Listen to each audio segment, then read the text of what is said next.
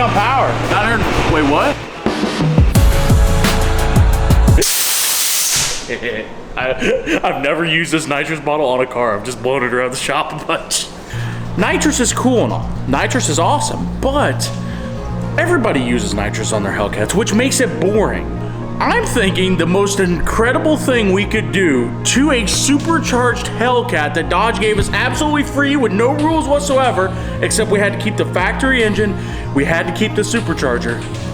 We are going to twin turbo it. Yes, this is episode 2 of tearing apart a brand new Hellcat, but we're tearing it apart for Redneck Science, which means it's a good just cause.